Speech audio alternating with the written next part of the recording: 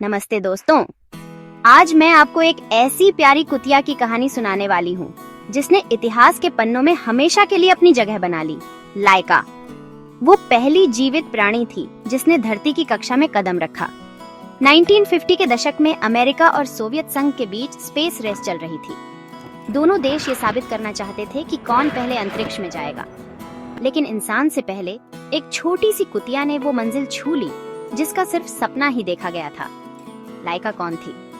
लाइका का मतलब होता है भौंकने वाली। वो साइबेरियन हस्की और दूसरे देसी कुत्तों का मिक्स थी। उम्र सिर्फ 3 साल। सड़कों पर रहने से उसमें जबरदस्त सहन शक्ति आ गई थी और सोवियत वैज्ञानिकों ने उसे स्पुतनिक 2 मिशन के लिए चुना।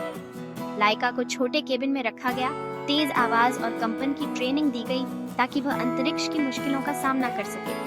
और फिर आया 3 नवंबर 1957 का दिन। R7 रॉकेट से लाइका को स्पुतनिक 2 में बैठाकर अंतरिक्ष भेजा गया। वो पहली जीवित प्राणी बनी जिसने पृथ्वी की कक्षा में प्रवेश किया, लेकिन उस वक्त कोई वापसी की तकनीक नहीं थी। लाइका के लौटने का कोई रास्ता नहीं था। उसके साथ क्या हुआ? 1957 में सोवियत सरकार ने कहा था कि लाइका 7 दिन तक जिंदा रही और फिर ऑक्सीजन खत्म होने पर शांति से मर गई।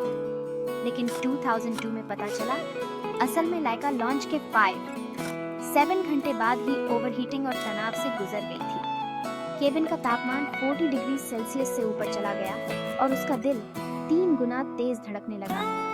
लाइका का बलिदान बेकार नहीं गया। उसके बाद और भी जानवर, बंदर, चूहे अंतरिक्ष में भेजे गए जिनसे इंसानों के लिए जरूरी जानकारी मिली। 1961 में यूरी गगारिन पहले इंसान बने जिन्होंने अंतरिक्ष की यात्रा की। आज लाइका की याद में मॉस्को में मूर्ति लगी है और उसे गूगल डूडल और पोस्टल स्टैम्प से भी सम्मान मिला है। लेकिन सवाल उठता है, क्या जानवरों को ऐसे प्रयोगों के लिए इस्तेमाल करना सही है? कुछ लोग कहते हैं यह गलत है, पर उस वक्त विकल्प ही क्या था? विज्ञान ने आगे बढ़ने के लिए बलिदान मांगा और लाइका ने वो दिया। लाइका एक छोटी बहादुर कुतिया थी जिसने अपने बलिदान से मानवता को अंतरिक्ष में पहला कदम रखने का मौका दिया। आप क्या सोचते हैं?